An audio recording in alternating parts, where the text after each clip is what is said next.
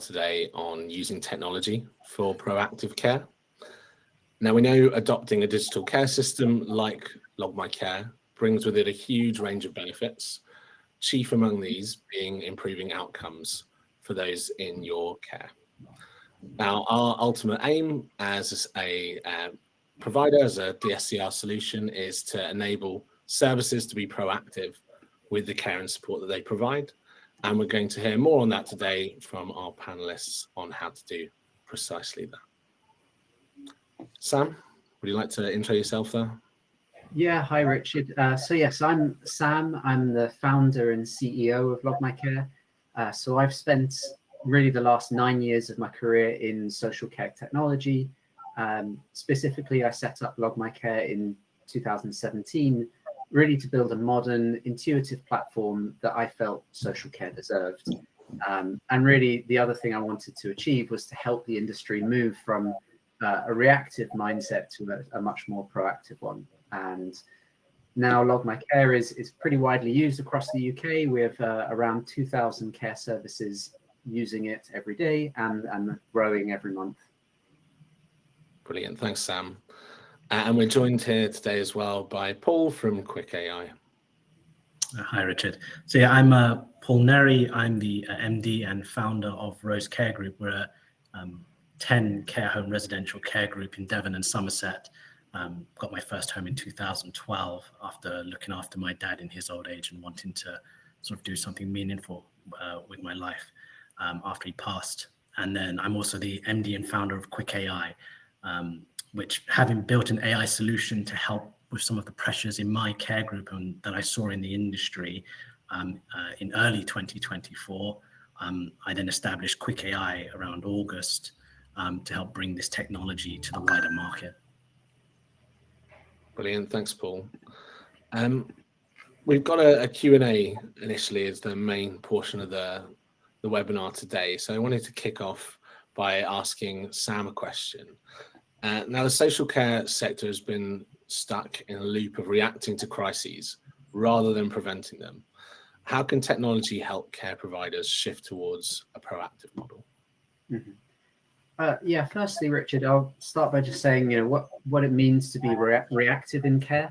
I think a lot of people will know the symptoms, but I think it will feel like generally too much going on, responding to crises as they happen, are really too busy to spot the early signs of deterioration. Then on the flip side, what it means to be proactive, I think, is the opposite of, you're on top of everything. Surprises and crises are kept to a minimum. Your team has time to spend with service users, and also time to spend digging into data and looking for trends and insights. Really being able to think ahead and plan for the future, both in improving experiences for service users, but also thinking about how to enhance the service. And so, yeah, in terms of how tech can help, I think digital care records are a starting point, and a good one will help bring all of your data into one place. I think it'll enable and unlock that first step of just having, being able to look into your care data and perform analysis. But really, a great care record will go a lot further. It'll help surface insights for you and really help you learn from your care data and make ultimately more proactive decisions. Yeah, makes total sense. Thanks, Sam. And to throw over to Paul, I had a question on what are some of the biggest challenges that you faced. So in previously managing a paper-based care record system, how did you actually transition to a digital solution and change the way that care is delivered in your services? That's a good question. And we're now a very happy user of Log My Care and have been for quite some time. But before that, it was paper-based, and I think the first issue was that it was slower to do everything and perhaps a bit more risky.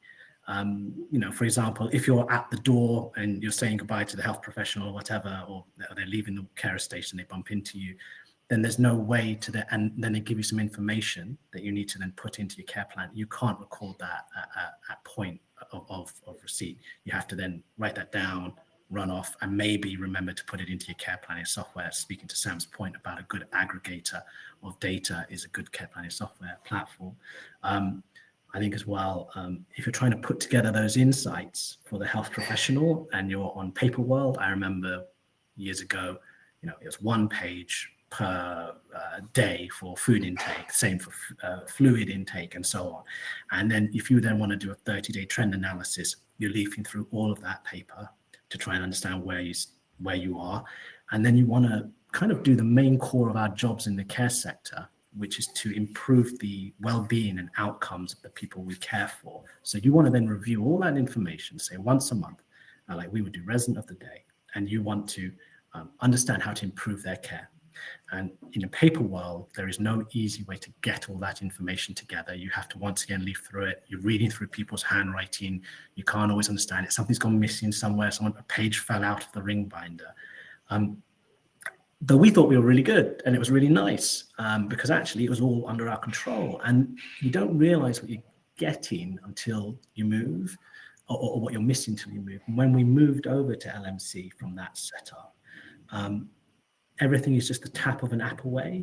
And we've overcome a lot of those issues. Going back to my earlier example, if I wanted 30 days of food and fluid now, I can go to the LMC care office and I can just pull that out straight away. It's a much easier experience, it's a safer experience. And I get entire overviews of each of my services whenever I need it. And now we've plugged our AI within Rose Care into Log My Care. We're able to then take that and say, oh, that health professional wants to know all the meals, it's a dietitian wants to know all the meals someone's eaten over the last 20 days to marry that up with blood sugar levels. We press a button and then the AI will output that for us. Whereas before that, you're leafing through paper or even still like trying to go through logs and pull all the charts. So it's like, I think digital care records and sort of the future of it has really been beneficial. Yeah, definitely. I'd agree with that, Paul. Having had my own experience working in care, it's definitely night and day between using a digital system and having to leaf through paper records in an attic. So yes. Sticking on that theme of challenges, Sam, what are some of the challenges that you think providers are facing being stuck in that reactive mode whilst using a more legacy digital care management tool? Yeah. Okay. But legacy systems. Yeah, there are quite a few older pieces of software out there, and I think the tendency with those is not to enable that data analysis very easily. So, to Paul's point of in a paper world, you had a sheet of paper for every day. Well, that's not necessarily, depending on the system you go to, that much better. And the big impact of that is not being able to learn from your care data. So that's the key thing, that if you're still on a legacy system, that you might not be able to be doing that to the greatest extent. Yeah, definitely. And just sticking with that, can you tell us a little more about how Log My Care is currently set up to enable a more proactive model of care? Well, thankfully, I've had Paul on already, who's mentioned a few things, but I think we make oversight of a single care service or multiple ones as easy as possible. So we give that kind of bird's eye view of what's going on and help signpost and notify and call out to where we think the data is telling you that attention is needed. But then all the way through the system, we try and make data as easy as possible to navigate. We try and do that highly visually. So we put into visual graphs, and we think deeply about every way we're representing data to make that an easy experience to pick out insight. You want to, I think, avoid anything where you're presented with lots of tables of data where you're going to have to trawl through it yourselves. You want to make that process easy for your staff. And then we've, over time, been building a lot of, as proactive features as we can to help care delivery be more so. So, one example is our incident management feature. So we make sure that, with every incident, there are lessons learned. And so the organizations are continuously learning. But we also have set up reporting so that you can really slice and cut the data of incidents and pick out trends like, where are incidents happening, when, who is involved. So we make that process easy and not need kind of highly skilled individuals to do that for you.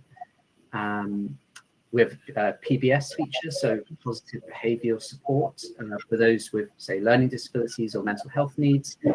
And really there we're helping staff proactively learn about the people they're supporting. So learn what might trigger a behaviour incident, and also be equipped of how to proactively de-escalate or manage the situations when they occur, so under the proactive strategies. I think finally, and I'll stop soon on this, but goals management, I think, is, there's nothing more proactive in care delivery, I think, than setting, helping service users set goals they want to achieve and proactively managing and helping them work towards them. So that could be, for example, building their independence, and we have a whole feature set up to help define those goals, define what the steps are along the way, track progress along the way, evidence that by linking daily logs in, and also being able to then report on it as an organization and see which individuals are making progress or which services across a larger group are also making progress. Yeah, it seems like a really kind of hot topic at the moment, talking to people about what commissioning authorities are keen to see. So if we're able to easily surface that evidence for how hours are being used to enable progress, then definitely that's going to be the kind of proactive care that's going to help people in the long run. Well, I wanted to ask you about an example of where you've used AI to identify potential health risks before they become, a critical issue early and help prevent that serious incident later down the line. Sure. So probably if I explain, as I mentioned earlier, the way we would review a resident, aside from obviously looking at the handover and reacting sort of in those moments to sort of live trends, is resident of the day, which I know a lot of my colleagues and peers in the industry use. So in that month, we're reviewing one resident per day roughly, and we are spending, say, an hour to an hour and a half doing that review, updating the care plan, having a chat with them and all this other stuff to make sure that we got a holistic view of the resident, and then we want to address our care strategy and improve it to handle any needs they've had develop. And what we started to do was, what I was thinking was, the complexity level is rising like crazy in resident bases across the country, and how can AI actually help with that? So we trained our AI, which we call Care-AI, to look at care plans, to look at logs, and to look at risk assessments, and to say, well, my care plan and my risk assessments, are they saying the same thing? Do they harmonize? And also, when we look at the logs, are they actually showing in practice that we are doing what we said we're going to do in the care plan, which is really critical, and everyone will know it's really hard to do because you are leafing through hundreds of logs to figure out those trends. So you probably ultimately rely on your handover and a handful of small number of things to understand the patterns. So once we've put our AI across it, we've had stuff like we had pattern recognition of antecedent events that precipitated or challenging behaviors events. And through that, obviously, you can then very easily, by looking at that and looking at consequences, understand how you can address these. And by marrying it to the care plan and what you're already doing, we were able to reduce our incident rates. We've had some residents who had falls recurrence, and Care-AI noticed that it was nighttime fatigue, because most of these falls were happening. There were lots of falls, they're happening, in the afternoon or the evening, and then we were able to look at solutions there. But my favorite, and the one that gets me always really excited, was really in the early days of us creating this particular capability for Care-AI. And we had this resident who was very complex, a lovely lady, and she was downtrending health-wise. She had worsening mobility, she had some pain symptoms, and us and the GP, we were talking about pain relief and really symptom management. And Care-AI sort of took all of that and also looked at some other stuff. And Care-AI is not a predictor of health outcomes, but Care can just identify your historic patterns and go, well, look at this interesting trend. And what Kerry was able to say was, hang on, this person is a type 2 diabetic. They have really spiky blood sugar levels. Looking at your food intake, you don't appear in your meals to be following consistently a diabetic diet, like you said you would in your care plan. And that's because this resident had capacity and liked to eat cake, which, to be honest, if I'm 90, that's what I'm going to do too. But also they were saying, and your fluid intake is a bit too low, which you don't want to do if you're incontinent. You don't want to go to the bathroom all the time. It's classic. Once that was all put to us holistically, we were able to identify these issues.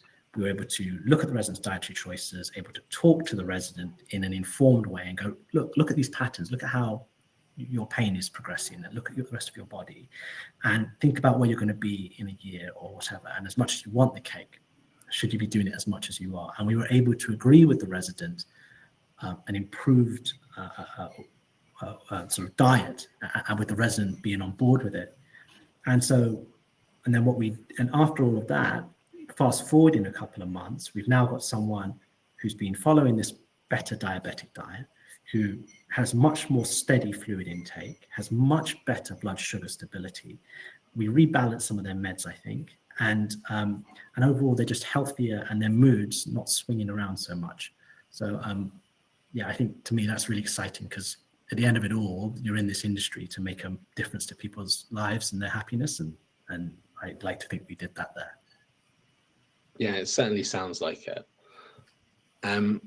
It seems like the Care, the AI tool that you guys have developed, was able to do that because you had good underlying data and provided those powerful insights. It seems, Sam, that the effectiveness of any tool that you use is really based on the data that it analyzes.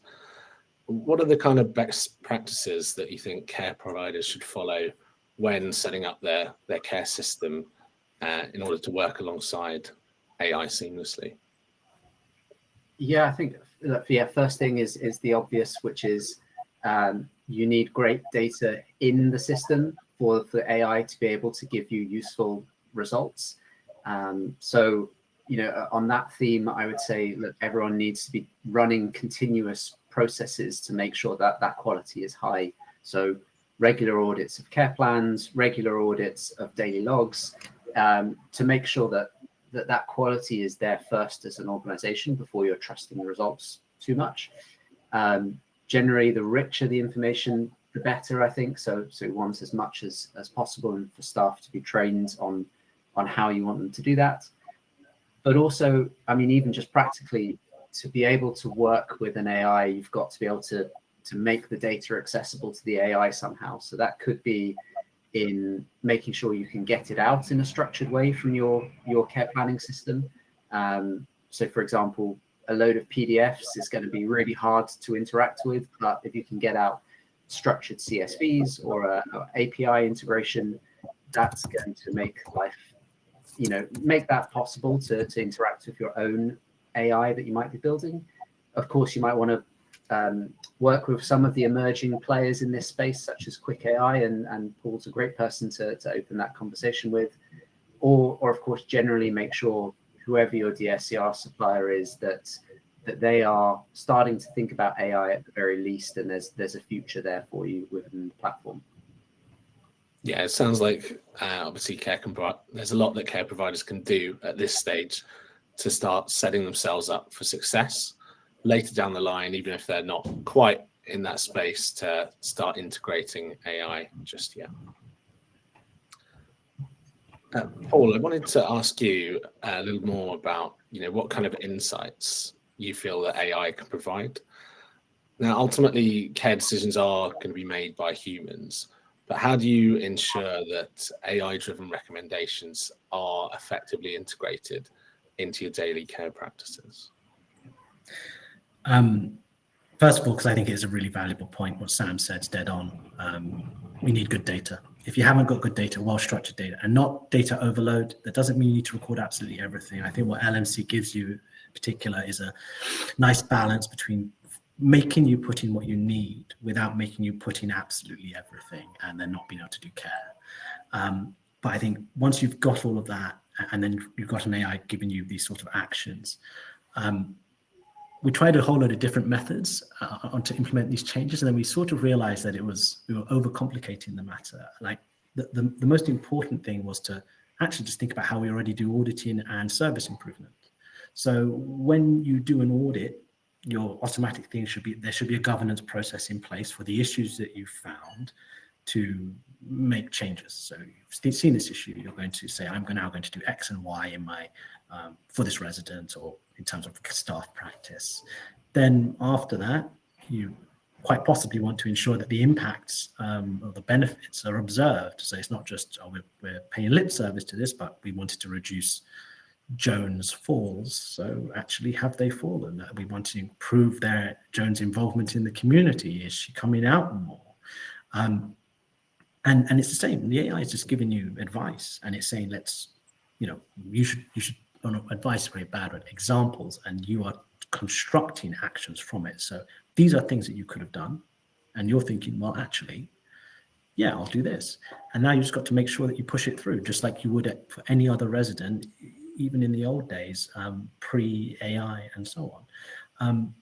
I think the other thing, though, is at the beginning, to push through these actions, you're getting advice from a robot that you never used to get before. And so you need to be prepared for the different things that will happen. So we saw both sides in Rose Care. We had some in the team who would go, I don't care. I'm not trusting a robot, and they won't do it. And so they do their own thing, and then they miss out on some opportunities. And then you have to show them how they missed out on this and how actually it could be been done a different way. And they think, oh, okay, that's cool. And then on the other side, you get people who think that, the robot is God Almighty and is actually telling you all the things that you should do and just knows the answer. And it doesn't. It doesn't. It's not as clever as you. It doesn't know the resident like you. It's not seen that person, spoken with them, and had a nice chat with them. It's reading data in a smart way. It's taking in other data sources in a smart way, and it's giving you probable things that you should think about. And so you need to calibrate people at your team and make sure they understand that you've got to be somewhere in the middle. It's great advice or ideas, but it's never actually the thing that it's not guaranteed that it's just a thing you can do without thinking about what you know about the person and applying your professional expertise. So, yeah. Yeah, great answer. I think spot on, and it sounds as though technology is just one part of this solution. The other side being, fostering the right culture. Sam, how do you think care providers can ensure that staff do embrace proactive care rather than just reacting to emergencies? Yeah, I think look, starting with, as you say, tech is just part of the solution. It's a tool to help make care more proactive, but it's only as good as your organization's implementation of it and adoption and willingness overall. So the culture does have to be consciously built and paired with the technology to make it the most effective. I personally think it's a mindset that starts with management and then will trickle down from there. But really, you have to work on getting the whole organization bought into a more proactive mindset. And I would say that is step one is how to get that buy-in. So I think people always need the why, explaining to them, why are we doing this? Not just, hey, go off and do it. So I think talking about the why and making sure the whole organization understands it's being more proactive to, deliver a better care experience, give staff better information and more time to spend with service users, but also to help upskill staff and make them feel more confident in their roles as well. So I think those benefits will help get most of the staff on board. I'm sure, as Paul said, and that they won't all be from the very beginning. But of course, it's got to be paired with training and in bite-sized chunks as well. So you've got to train them on how you want that proactive culture embedded. What to look for in care data, how to use features to be more proactive. And really that's partly the organization's got to understand exactly how they want to use the tooling and that they've got available to make more proactive decisions, and really just work through those one by one and get staff brought in, but then get them trained up and implemented. Yeah, definitely. I would 100% agree with that. Cost seems to be something, a big topic, certainly in care, consistently, but even more so at the moment. And proactive care looks to have a real potential to reduce costs and improve efficiency. Paul, what kind of impact have AI and digital tools had on costs, staffing, and overall care quality in Rose Care Group? I guess if we costs are sort of an outcome factor. So if we start sort of with the inputs in my mind anyway around costs, it's time and compliance. And I think if you can save yourself time or if you can save yourself time by doing some work more quickly, you can then spend that time providing better care, for example, and you can improve your compliance, which means you have less incidents, which means you get more time back and you end up in a virtuous circle, which also does translate into cost save. I think for us, we sort of started with the time saving element. I mean, that was where we were sort of stopped just thinking about it and thinking about how we were just getting snowed under with endless admin, and higher regulations and changes of frameworks and things. Care's come in and it's massively reduced the time we take to do things. So if I'm thinking about our managers, and I did a little exercise, we think that between now having an AI that can help us with doing our audits, doing our care plan updates, doing trend analysis, writing some of these letters to health professionals, pulling ad hoc data that we require in a prepackaged way, probably save our managers around anywhere between 7 and 8 hours per week on the average, which is huge if you're on officially a 40-hour contract. And, we all know that managers work harder than that. At the same time, we think our time to do an audit has fallen by about 50%. And our group managers who would come and do their monthly site inspections and do a complete audit, it used to take a day and a half. We would be very thorough. We've got that down to about 6 hours now, thanks to just using an AI to assist. So that sort of time savings across the board, senior carer level, manager level, group manager level. And then we've had compliance, which has improved, and that's very measurable too. We've had our care plan compliance is around 95% at the group level. Our safeguarding referrals, which I'm really proud of, it's fallen by 70% from peak, and incidents have collapsed as well because we have better aftercare and actions in place.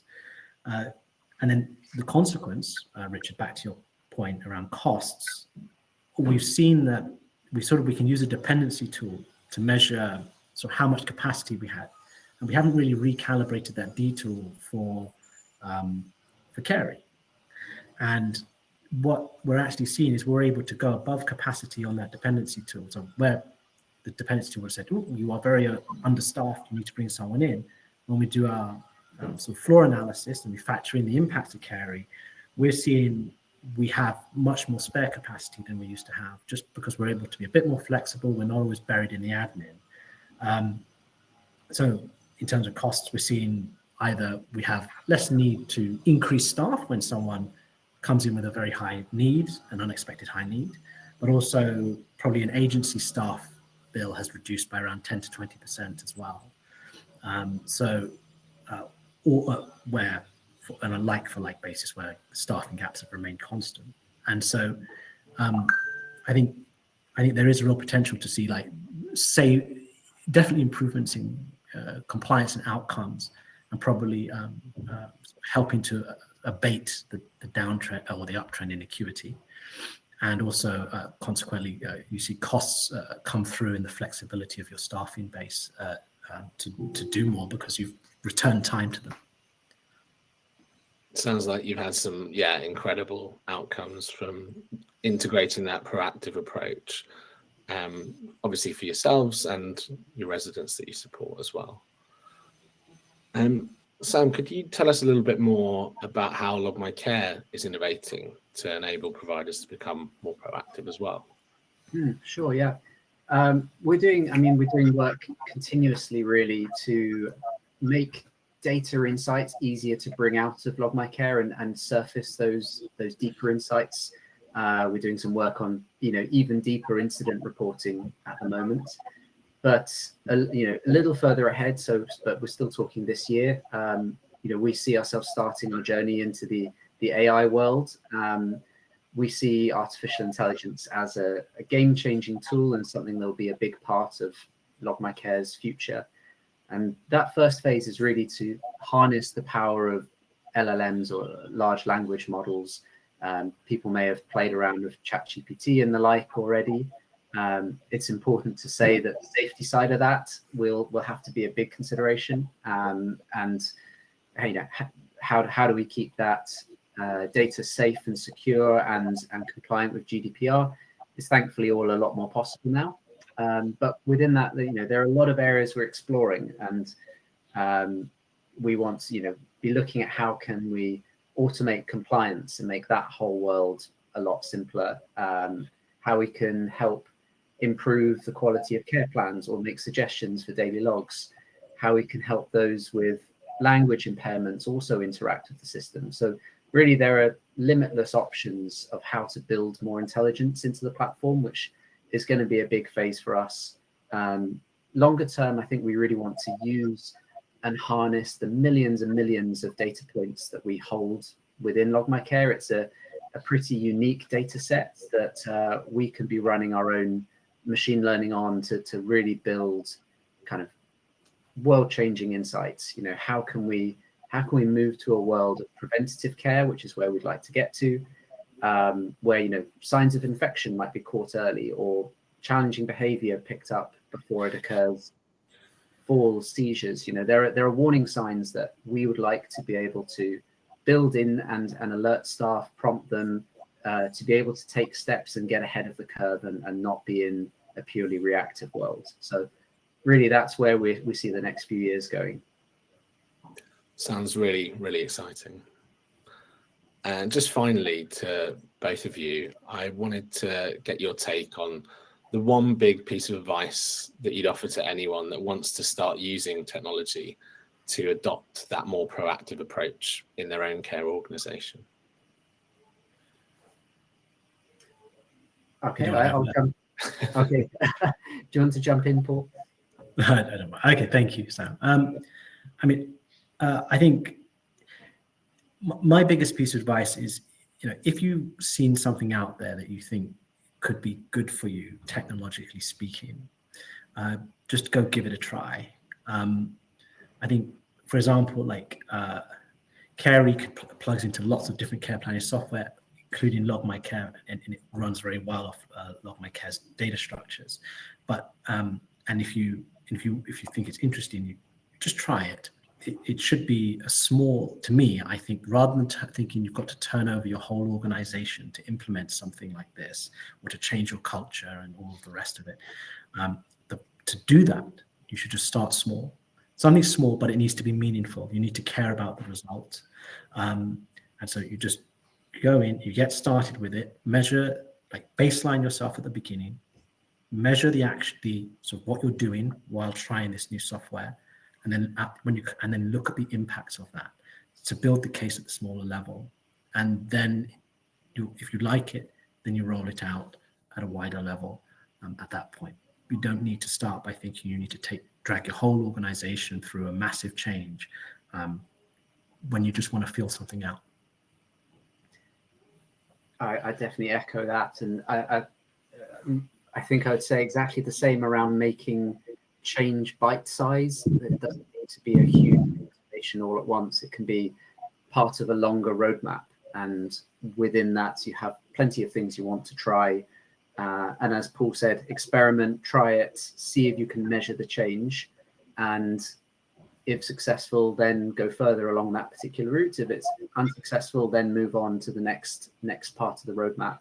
But generally I'd advocate for looking at what current tooling you've got as well, and seeing how you can make the most of that to be more proactive, as well as looking for opportunities like Quik-AI, where it might be external tooling you can think about bringing in. Brilliant, thanks both. We're going to have a quick demo of Quik-AI from Paul now before we throw over to a few questions from the audience. So, Paul, if you want to take it away. Okay. Just going to try to press the right buttons. Okay. You can see my tab? Yeah. Brilliant. Okay. So if I explain, this is a dummy resident, Jane Smith, and we're going to be using anonymized data. But here you see sort of Carrie, which starts a little bubble. And we can click her and she opens up. And on this side here, you've got a nice chat window. If you've used GPT or anything like that, you'll be familiar with it and you can ask your questions. But just to save time, I've sort of prepped a simple question here and I pushed it through to Carrie earlier on. So we've got this lady, Jane, and she's a shy lady. And she has a friend called Ron, and she likes to go to the quiet lounge, and she likes to do sort of like nail treatments and stuff like this. And then what you can see here is that I've asked her to produce an activity list. And then when this activity list is produced, we can see we've got a nail spa day here, which has been constructed by Carrie. We've got memory lane to reminisce, and it's something quiet and easy for her. And you've got TV time with her friend Ron, and so on. So it's like customized. So because of LMC is a well-structured data set with lots of data points about a resident and the data is well formed, Carrie can go in, speak to the system and pull out the data and understand and give an answer like that. And it could do all kinds of different questions, whatever you can think of to ask. But then in addition, there's this thing called reports. So we have all kinds of different more complicated things that Carrie can do that go beyond those single questions that you might ask her to do. So for example, we can improve practice on the care floor by running this report. This will look at like your logs and your fluid intake and repositionings over the last 4 days or so and tell you by comparison to the care plan, which is really important, are you following these things? Like, for example, if their fluids drop below 1,000 mil for 3 days, you should contact GP and it will go, you've dropped below 1,000 mil for 3 days and you don't seem to have contacted the GP. We can look at incidents and trends, and I talked earlier about ABCs, for example, and once again marrying that up to a plan of care and identifying examples or presenting examples to reduce incidents. And you can do other things, updating care plans I'll come to in a minute. We can write these really cool things called smart letters, which, for example, I would click here, and then I give the resident's name, the name of the assessor, so me, if I'm writing the letter, the doctor, what I want, like food and fluid logs and all their meals over the last 30 days for the doctor or dietitian or whatever. And then it will generate that in a minute, so you're not spending your time putting that together. And then we've got these other programs that we can run. And what I wanted to show you was just an example of basically a care plan update. We've compared the logs and the care plan. And Carrie then goes through, and these are, by the way, these are going to be real things that have happened to residents, and then we've sort of put a couple of them together and anonymized them for the benefits of this presentation.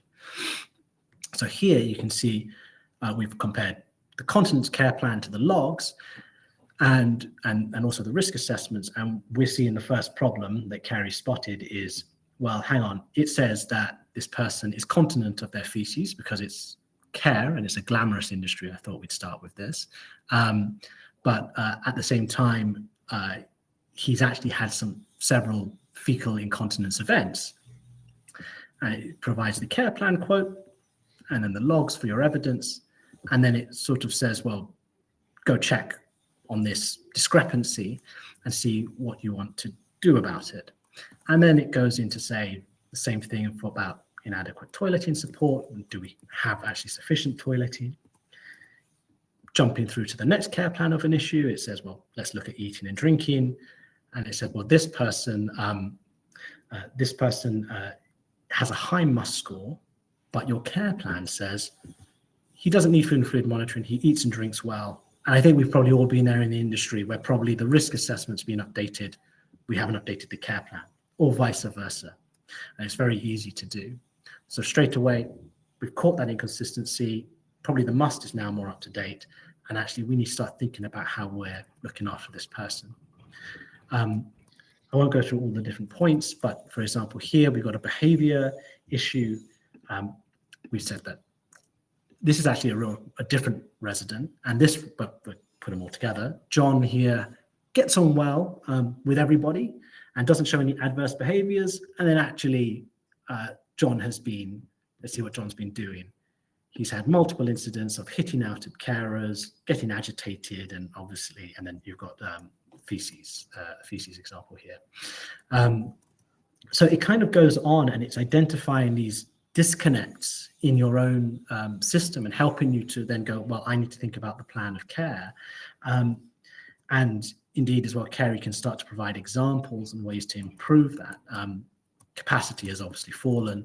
And here it's now going into risk assessments, and correctly, Carey is saying, look, every single one of your capacity risk assessments need reconsideration, because it's saying he's got capacity in all these areas, but does he, given the state of John?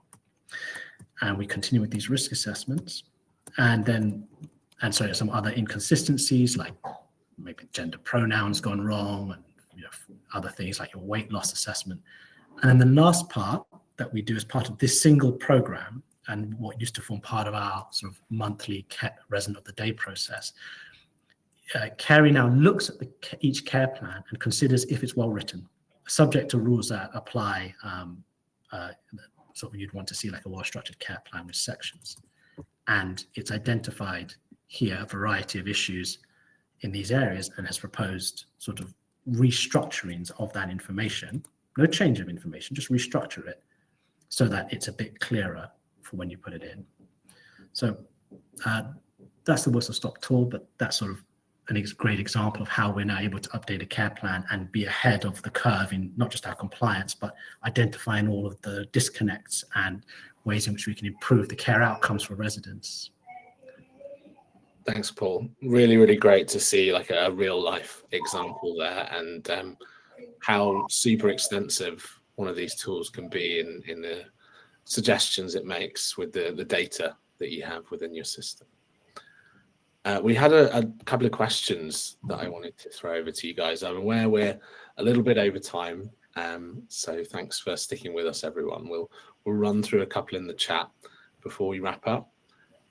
One in particular, I just wanted to check with Paul about how secure the data is. How do you ensure that there's that access and that integration between LMC and Carey whilst ensuring it remains, secure and private? So all of our data is stored in London on an AWS server. So I think without knowing all of the finer details of the specifications for security, that's about as bolt and braces as you can get. I think that's the main thing. I think we use an encrypted connection of some kind to receive the data, and then the data is where it is stored on our server securely in London.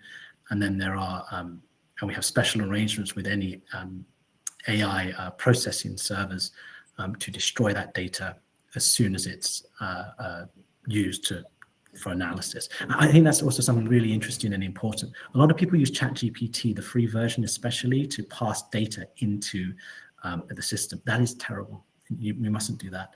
GPT, the free version, can, under the terms and conditions, and does retain all that information for processing and training the AI, which you're not allowed to do under GDPR unless you've got resident consent, and you probably wouldn't get it. So it's very important to be careful about that. And obviously, we don't do any of that and have the agreements in place with the AI providers to avoid it. Brilliant. Thanks, Paul. I think you've answered, there was a question about certain data being easier to feed in and to measure inputs for, such as health data, temperature, oxygen, saturation, etc. I think you've kind of gone through how AI systems deal with less easily defined data, and just ensuring that it's structured well in terms of how it's initially recorded. You mentioned, is there anything you'd add to that beyond that? No, I think if if you catch, I think what we found is it's easier to work with, even if you've got a lot of free text, it's still okay. We can work with it if we understand, it's going to slow you down. It's going to take longer. If it starts to become very, very garbled, then it can be a problem. Usually you can still get really good results. It just won't be as potentially insightful as it would be if the data were well structured. Yeah. Brilliant. And yeah, thanks so much for taking the time to join us today and run us through the demo of the system. It looks great. Just to mention that we will be reaching out to everyone that's attended today with more information on how they can adopt a proactive approach to care and support. And we're also running this offer that you can see here as well. So there's a 25% discount being applied to your first 12 months for new customers that sign up to Log My Care as a result of this link here. But yeah, again, we'll share that with everyone that's attended. Brilliant. Thanks so much, Sam. Thanks, Paul. And thanks everyone that's joined us today. Thank you for having me. It's been a pleasure. Yeah, thanks everyone. Have a great day.